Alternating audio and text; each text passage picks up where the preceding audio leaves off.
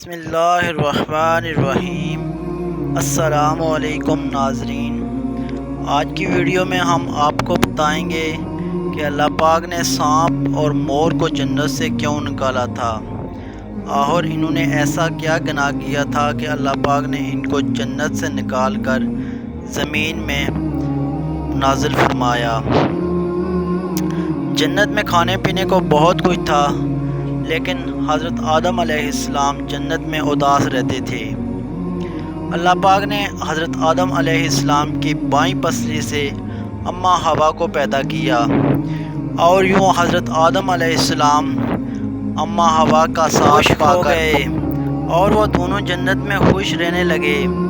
اللہ پاک نے ان سے ارشاد فرمایا کہ تم دونوں جنت میں جو کچھ مرضی کھاؤ پیو، لیکن خبردار تم اس درخت کے پاس بھی نہ جانا اور نہ ہی اس درخت کا پھل کھانا۔ اگر تم نے ایسا کیا تو تم ظالموں میں سے ہو جاؤ گے۔ سانپ اور مور بھی اس وقت جنت میں رہتے تھے، اور وہ دونوں بھی جنت سے باہر آیا جایا کرتے تھے۔ اس وقت سانپ کے پاؤں بھی تھے، اور اس وقت سانپ کے منہ سے عبرت کی خوشبو بھی آیا کرتی تھی۔ مور آج جتنا خوبصورت دکھائی دیتا ہے، وہ اس وقت کہیں زیادہ خوبصورت ہوا کرتا تھا۔ تب مور کے پاؤں بھی بہت خوبصورت تھے۔ ایک دن جب وہ دونوں جنت سے باہر آئے تو ان کی ملاقات شیطان سے ہوئی۔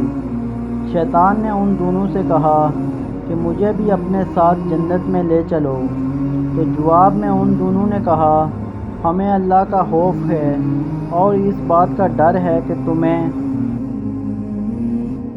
اپنے ساتھ جنت میں لے جاتے ہوئے ہمیں کوئی دیکھ نہ لے، اس لیے ہم تمہیں جنت میں نہیں لے جا سکتے۔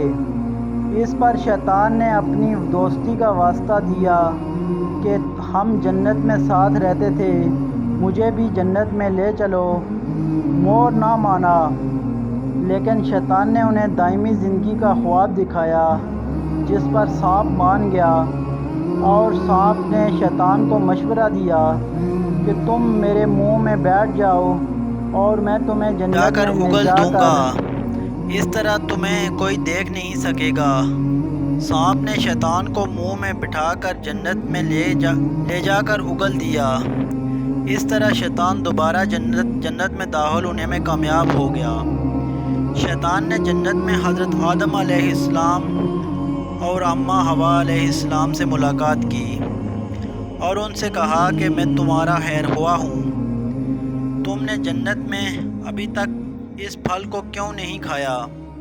اس پر دونوں نے کہا کہ اللہ تعالیٰ نے اس درخت سے دور رہنے اور اس کا پھل کھانے سے منع فرمایا ہے، اور اس لیے ابھی تک ہم نے اس کا پھل نہیں کھایا اور نہ ہی کھائیں گے۔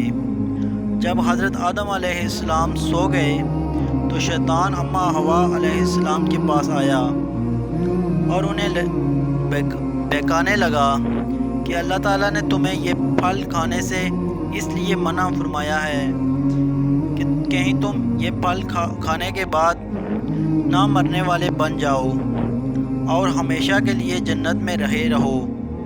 اماں ہوا نے شیطان کے بہکاوے میں آ کر اس درخت کا پھل کھا لیا، اور حضرت آدم علیہ السلام سو کر اٹھے تو بی بی اماں ہوا علیہ السلام نے حضرت آدم علیہ السلام کو اس درخت کا پھل کھانے پر مجبور کر دیا، اور وہ پھل حضرت آدم علیہ السلام کو بھی کھلا دیا۔